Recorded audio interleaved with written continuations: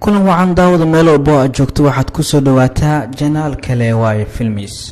muuqaalkeena maanta waxaan ku soo qaadanaynaa jilayaasha hadda ka hor mar la ganaaxay ama la xiray sharci ay jebiyeen awgeed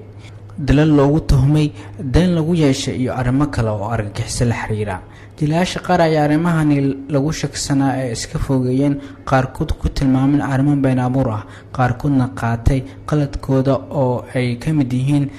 jalayaal caan ah oo liiskani kasoo muuqan doonaan aan gudagalno warbixinteena la xiriirta jilayaasha sharciga la marsiiyey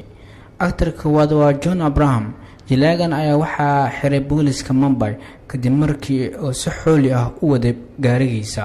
laba ruux ayuu dhaawacay waxaana lagu ganaaxay 15 maalin oo xabsi ah laakiin markii dambe ayaa lagu sii daayay damiin xidig labaad waa Suraj Banjoli xidigan ayaa waxaa loo xiray inuu ka dambeeyay isdilkii Jian Khan atrishadii isdishay waxay warqad ay qorto ku sheegtay in dilkeeda uu ka dambeeyo Suraj Banjoli waana la xiray waxaana lagu sii daayay damiin asaguna markiisaas kadibna jilay filimkiisa koowaad ee Hero actorka saddexaad waa Fardeen Khan xidigan ayaa xabsiga loo taxaabay kadib markii lagu qabtay drugs laakiin markii dambe waxaa lagu soo daayay damiin markii la cadeeyay in uu wax yar ama wax ka yar 1 kilogram uu isticmaalay Shahrukh Khan xidiga afraad jilagan ayaa xanaaq ka tambadiyay ayuu dagaal wuxuu ku galay garoonka Wankhede Stadium waxaana garoonka laga ganaaxay 5 sano kadib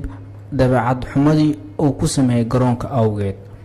xidiga shanaad waa Sanjay Dutt qof walba ayaa ogaa kiisaskiisa caanka noqday kadib filimkiisa noloshiisa lagu hadlayay ee Sanju waxaa loo xiray in uu ku lug lahaa qarax Mumbai ka dhacay iyo in gurigiisa qor iyo hub laga helay sanado ka hor ayuu dhameystay xukunkiisa xabsiga haatan waa mid xor ah kiiska lixaad waa Salman Khan kiiskiisa maxkamadda ayaa wuxuu caan ka yahay dalka Hindiya oo dhan waxaana loo haystaa 2 kiis oo kala ah inuu ugaarsado xoolo aan lagu talagalin in la ugaarsado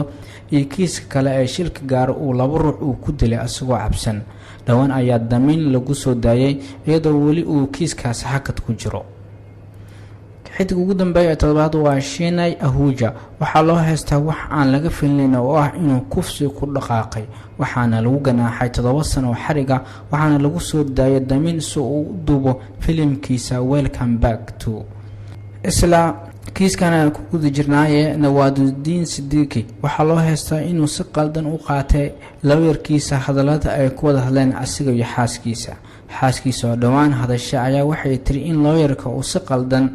oo si sharci dara ah u qaatay codadka duwan laakiin aan xidiga qaladka lahayn